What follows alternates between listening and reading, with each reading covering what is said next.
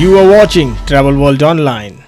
Appeal on domestic tourism triggers mixed reactions across travel industry. Prime Minister Narendra Modi's recent appeal encouraging Indians to prioritize domestic tourism over overseas holidays and destination weddings has sparked a major debate across the country's travel and tourism industry. देश हित में हमको ये तय करना पड़ेगा कि साल भर तक घर में कोई भी फंक्शन हो, कोई भी कार्यक्रम हो, हम सोने के गहने नहीं खरीदेंगे, सोना नहीं खरीदेंगे।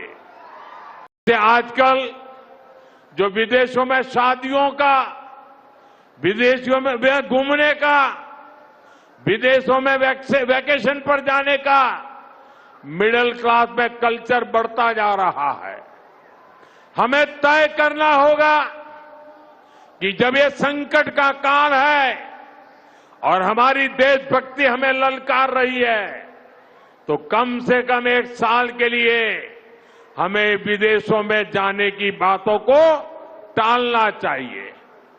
With industry leaders expressing both support and concern over the possible impact on the sector, the Prime Minister's remarks came against the backdrop of rising global oil prices, geopolitical tensions in West Asia, pressure on India's foreign exchange reserves, and increasing fuel import costs. Calling for responsible spending and resource conservation, Modi urged citizens to reduce avoidable overseas expenditure and support domestic travel. Oil is at a record high. The borders are open, but the Prime Minister says stay home. It's a call for national duty that has sent the travel trade into a tailspin. Sunil Kumar of TAI says the math simply doesn't add up for the travel agent.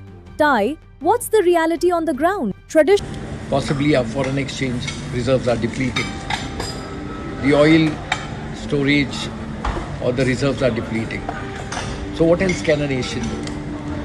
Are we the only nation? There are many others who are even in a very bad position in comparison to India.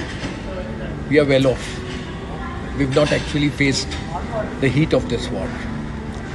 Coming to the travel industry, yes, it's a threat to our sustainability. We are always the most vulnerable of the industries. There's a pandemic, we are hit. There's a war in the Middle East, we are hit. And now there's shortage of oil, we are hit. A lot of travel companies today are not dependent on ticketing alone. Today, the sustainability for every travel agency is tourism, outbound, inbound, domestic. So we need to now start looking at more of domestic, especially for those companies who are not yet fine-tuned towards domestic. I believe this call of the Prime Minister will have a large support from across India. So let's be prepared for it. Let's turn proactive to the current situation and find ways to keep our agencies sustainable. We need to break even. We need to do better than that. So domestic tourism, events organized within India, these are our priority areas. The more we get into this mode, I believe we will be better off. But is it all just luxury vacations? Weldon Tours says the government is looking at the data through the wrong lens. Guldeep ji, tell us why. Now about 40 million people who are traveling presently out of India, if they stop traveling, airlines will go into losses and the airlines will withdraw their flights from India. We won't even have seats for people coming into India. Inbound traffic will be hit. There will be a huge unemployment. The revenue which is generated out of the utilization of the infrastructure will be impacted. There's a huge impact of that. Outbound isn't just a luxury. It's students, it's families. And if we stop going out, airlines will stop coming in. It kills the ecosystem. It's a classic tug of war. National resilience versus sector survival. Abbas Moez is skeptical, while Ravi Gosen sees a silver lining. Abbas, domestic hasn't taken really be bad for the outbound tourism sector.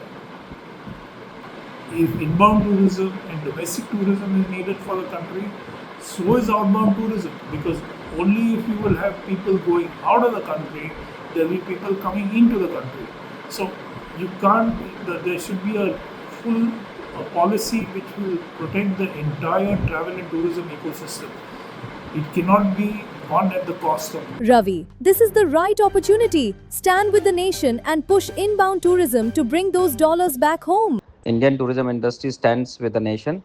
This is also the right opportunity to aggressively promote international inbound tourism to India, which will generate not only generate employment but also valuable foreign exchange and helps India. But let's talk about the elephant in the room, the price tag.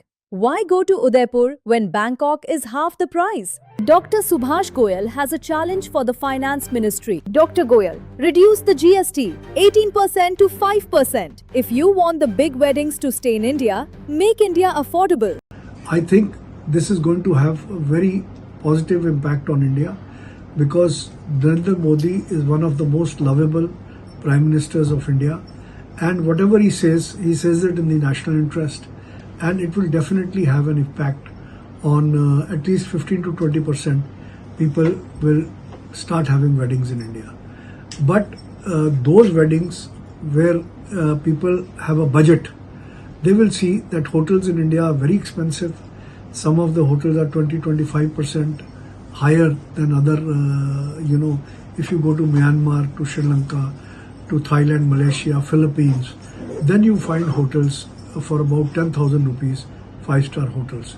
So I think it is important that we reduce our taxes on 4-star and 5-star hotels from on GST 18 to 12% to 5%. If we reduce that, then more weddings will happen and more holidays will happen within India. The trade is ready to serve the nation, but they are asking, who will serve the trade? From Travel World Online, I'm Anika.